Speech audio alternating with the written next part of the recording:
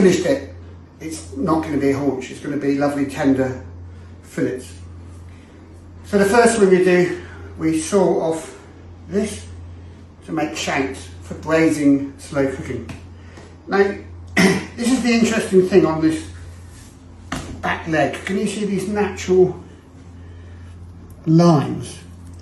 So this method of butchery is called seam butchery, and you can almost do it with your fingers. Look, you can pull these muscles apart, because when these muscles are all separated, it's very, very tender. If it's diced up, this is going to take a different time to cook than this bit, and this bit, and this bit. So by separating these muscles, by seaming it, you can then focus on cooking the individual bits, but not slow cooking. I wouldn't slow cook any of this, to be honest. You'll see how simple it is once you just separate this muscle here. Look at that, just coming apart with the help of your hands. So your hands are really important when you're butchering meat like this, because you pull it away with minimum waste. Look.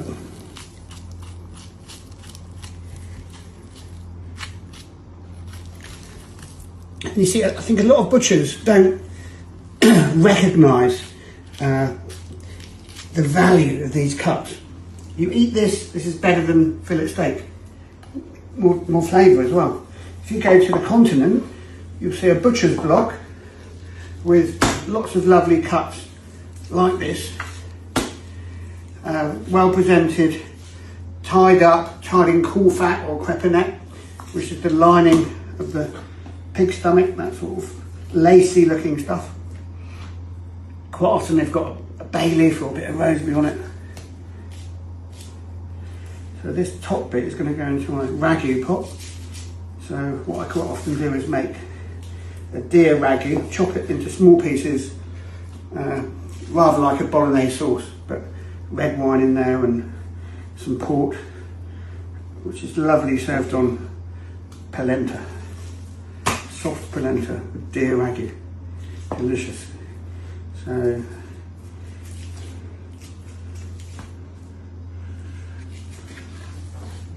right, this is our first cut. These clever little elastic bands. This is the equivalent of butcher's string. So this joint, it's not a slow cook joint. This will be a nice roast, Sunday roast. Imagine having deer for your Sunday roast instead of beef. More nutritious, potentially cheaper.